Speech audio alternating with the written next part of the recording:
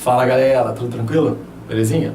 Olha só, a gente vai continuar aqui falando mais um pouquinho de química orgânica e hoje a gente vai falar de outras funções. Numa outra aula nós falamos sobre os hidrocarbonetos, hoje a gente vai falar sobre as funções orgânicas oxigenadas e nitrogenadas, que são um outro grupo de substâncias que vão variar a sua estrutura a partir de grupos funcionais. O que seriam esses grupos funcionais? São estruturas químicas, um único elemento, uma ligação dupla com outro átomo de carbono e um oxigênio, que vão identificar essas substâncias. Cada função vai ter um grupo funcional diferente e esse grupo funcional vai identificar e assim a gente vai poder dar nomenclatura e entender toda a estrutura dessas substâncias de um modo geral. Tá legal? Eu coloquei aqui, logo de cara, a primeira, álcool. Um grupo funcional bem simples, que é a hidroxila. Legal? Então, quando você tem hidroxila ligada a uma cadeia onde você tem átomos de carbonos saturados, isso quer dizer, sem ligação dupla ou tripla, você tem a função álcool. Detalhe, o álcool pode ser de três tipos, chamado de álcool primário, secundário ou terciário. Como que a gente vai classificar, vamos dizer assim, identificar se é um álcool primário, secundário ou terciário? Pela hidroxila ligada ao carbono. Então, por exemplo, se a hidroxila está ligada a um carbono que é primário, ele é considerado como um álcool primário. Se a hidroxila está ligada a um carbono do tipo secundário, ele é um álcool secundário e, consequentemente, se a hidroxila estiver ligada a um carbono terciário, o álcool vai ser um álcool terciário. Então, a identificação do grupamento é a hidroxila ligada a uma cadeia aberta do tipo saturada, sem ligação dupla ou tripla. O fenol, ele também se utiliza da hidroxila para identificar o seu grupo funcional. Porém, ele tem uma característica específica. O grupo funcional hidroxila tem que estar ligado diretamente ao anel aromático. Lembrando lá daquela estrutura. Anel aromático, uma cadeia cíclica, onde você tem 6 átomos de carbono e você tem a variação de ligação dupla, simples, e assim por diante. Então, no caso do fenol, o anel aromático vai estar ligado diretamente a essa hidroxila. Você vai ter os dois ligados, aí qualquer átomo de carbono, é diferente isso. Mas você vai ter essa estrutura ligada diretamente aqui. Legal? Temos o aldeído, que é a presença do grupo funcional formila, onde você tem esse grupamento aqui, ó. Ligação dupla para o oxigênio, ligação com o hidrogênio, sempre na extremidade da cadeia, legal? O aldeído, ele vai ter essa estrutura onde você vai estar no final da sua cadeia, você vai ter a cadeia no final, no início, né, tanto faz, você vai ter essa estrutura aqui, onde você tem o carbono com o hidrogênio e uma ligação dupla com o oxigênio, tá bom? O éter, aonde você tem a presença do átomo de oxigênio entre dois carbonos, a gente diz que seria um heteroátomo, vamos dizer assim, né? Então o éter, ele é identificado pela presença desse oxigênio entre átomos de carbono, sempre aparecendo entre átomos de carbono.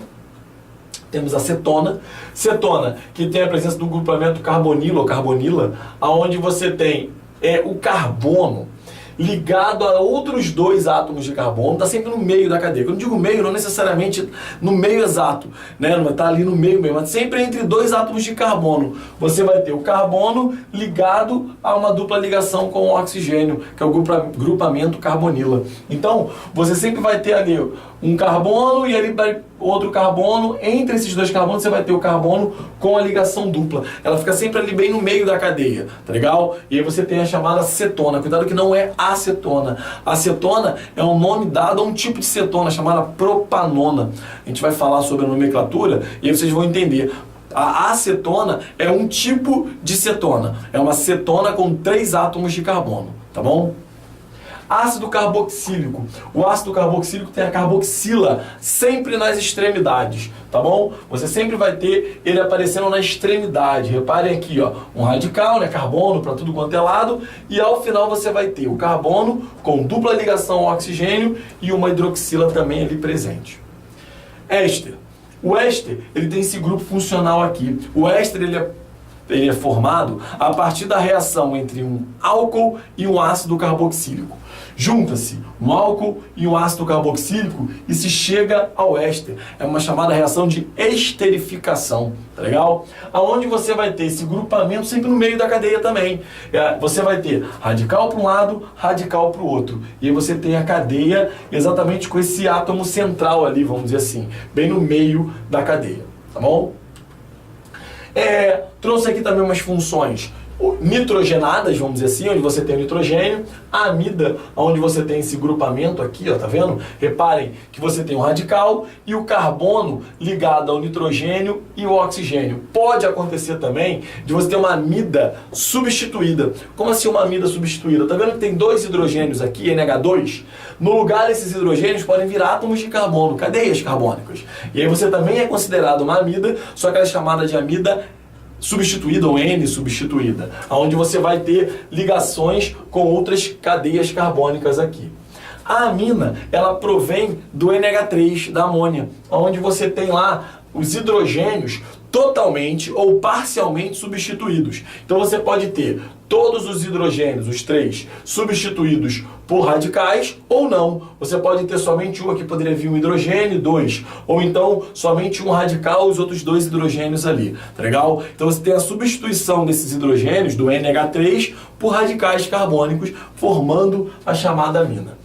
A nitrila, onde você tem na extremidade o carbono ligado com uma tripla ligação direta ao nitrogênio, e os aletos. O que são aletos? Aletos é quando você tem o carbono ligado aos halogênios, flúor, cloro, bromo e iodo. Então você tem os aletos orgânicos que a gente fala. Então você tem a cadeia, né, o radical, e ali você tem um dos carbonos ligado a um desses halogênios. Halogênios são os elementos da família 7A ou 17, o grupo 17 da tabela periódica. São os ametais bem próximos ao lado, ali colados, vamos dizer assim, aos gases nobres. Tá legal? A penúltima família da tabela periódica. Então você tem esses elementos podendo aparecer ali, certo? Como é que funciona a nomenclatura desses compostos? Aquilo que eu falei na outra aula. Na outra aula eu falei, dei uma tabela até parecida com essa, a base é a mesma. Número de carbonos, insaturação ou saturação. Qual vai ser a diferença?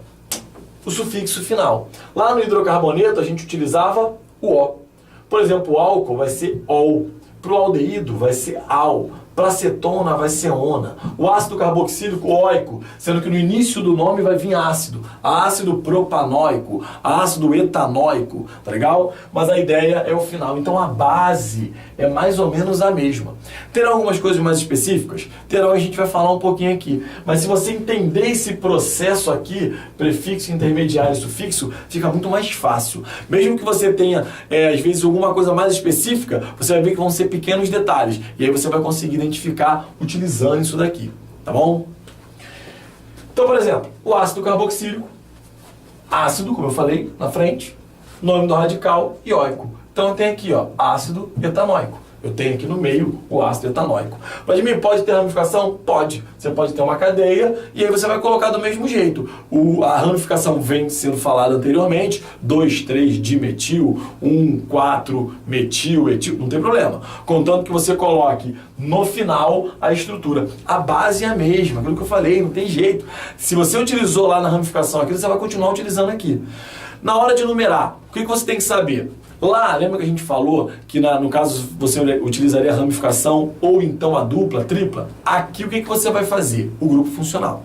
O grupo funcional vai indicar por onde você começa a numerar, sempre mais próximo ao grupo funcional. Se o grupo funcional está numa extremidade, é por ela que você começa. Se o grupo funcional está mais próximo de uma extremidade, é por essa que você vai começar. Tá legal? O éter. O éter tem uma característica um pouquinho diferente. Ele tem o oxigênio como heteroátomo. O que a gente faz? Nós sempre teremos dois radicais, um de cada lado. O menor radical você vai colocar ox e o nome do outro radical como sendo um hidrocarboneto, vamos dizer assim. Então, por exemplo, qual o menor radical aqui? Esse, metóx. Aqui eu teria o etano, porque são dois carbonos, ok? AN, que só tem ligação do tipo simples, e O, porque seria como se fosse um hidrocarboneto. Só tem carbono e hidrogênio ali, tá bom? Então, ó, metóx, etano. Eu tenho aqui O menor e o maior fica como sendo um radical. O éster, como eu falei, né, tem duas partes a sua cadeia. Ela tem a parte que tem o carbono ligada à dupla ligação e o oxigênio, e a outra parte. Como é que a gente faz isso? A gente pega essa primeira parte, vamos dizer assim, que está ligado aqui, e coloca ato ao final. Da mesma forma, aqui ó, 2 carbonos, et. Ligação, no caso, simples, AN. O, porque eu só tenho carbono e hidrogênio, O. E ato, por isso o E está no ato. E aqui a gente vai fazer como se fosse uma ramificação. Por isso propila. Aí pode vir propila, etila, metila, isobutila. Vão vir o radical, o grupamento que você tiver, você vai colocar aqui. E está no ato de propila, por exemplo, que é o que a gente tem nesse caso. Tá bom? A amina vai ser o radical mais a amina junto. Então, por exemplo, metil aqui, ó, tem 3, tá vendo? 3 substituições. Metil, etil, propilamina. Então a gente vai utilizar todos os radicais e você vai colocando o nome de cada um deles e ao final, amina. Então você tem lá os grupamentos, ramificação metil, etil, propil, você vai colocar eles ali e amina ao final. Aqui no caso, se você tiver, por exemplo, uma amida, né? No caso, esse radical amida, a gente vai utilizar, ele parece com a ideia do seguinte: você vai pegar o radical e a palavra amida. Então vai ficar etano amida, daqui ó, etano amida, direto. Aqui no caso, como eu tenho uma amida, etano amida vai ser direto. O aleto orgânico, eu vou utilizar aleto e o radical. Então vai ficar, por exemplo, aqui ó, tá o radical, propano, correto? Qual o nome desse elemento químico? Cloro. Um cloro propano. Ah, mas se tivesse aqui 2 cloro propano. Tá legal? Você vai ver a posição que eles se encontram, né? A numeração que a gente vai ter que utilizar se for necessário, especificamente falando.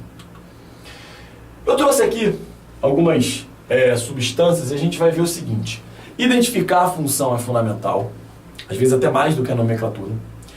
No caso da nomenclatura, é legal você conhecer as ideias gerais do nome, para você, quando ler, você lê lá ácido propanóico, você saber de que está sendo falado. Né? Ou então etanoato de metila, tem que saber o que está sendo falado, entendeu? Você saber que composto é aquele, eu tenho metiletilamina. Você tem que, às vezes, não precisa necessariamente saber a nomenclatura específica, mas entender de que está sendo falado, para você poder identificar o composto e tirar alguma característica de uma forma geral, tá bom? Aqui eu tenho, por exemplo, ó, a seguir são apresentados 3 compostos orgânicos e suas respectivas aplicações. O primeiro, indústria farmacêutica. O segundo, como anestésico. O terceiro, como um solvente. Quais as funções orgânicas de cada um deles? O que eu faço? Grupamento funcional. O grupamento funcional que eu observo aqui, ó, é de um éster. Então essa substância é da função éster. Grupamento funcional que eu represento aqui, ó, tá vendo? É a amônia substituída, sobrou só um hidrogênio, 2 radicais entraram aqui e ficou o nitrogênio aqui no meio. Isso é uma amina. Aqui eu tenho um oxigênio como heteroátomo. Quando eu tenho um oxigênio como heteroátomo, eu tenho um éter. Então aqui eu tenho um éster, uma amina e um éter. 3 grupos funcionais específicos que identificam as suas funções. A função álcool é uma das mais importantes funções oxigenadas. São muito usados em solventes e como matéria-prima para a obtenção de inúmeros outros compostos orgânicos no Brasil. Qual seria a nomenclatura correta desse composto? Então tem aqui ó, uma cadeia carbônica. Vou dar a nomenclatura. E aqui legal que a gente vai entender a questão das ramificações. Reparem que essa é a cadeia principal. Fácil, até pela estrutura que eu tenho aqui. Por onde eu começo a numerar? Eu tenho que começar a numerar mais próximo da hidroxila. Por que mais próximo da hidroxila? Porque ela é o grupo funcional, ela identifica o composto. Então é por ela que eu vou seguir, por ela que eu vou me guiar. Então beleza, vai ficar 1, 2, 3, 4, 5, 6. 6 carbonos na cadeia principal. Ramificação, ramificação. São 2 iguais. Vou usar a mesma ideia, gente. 2, 4.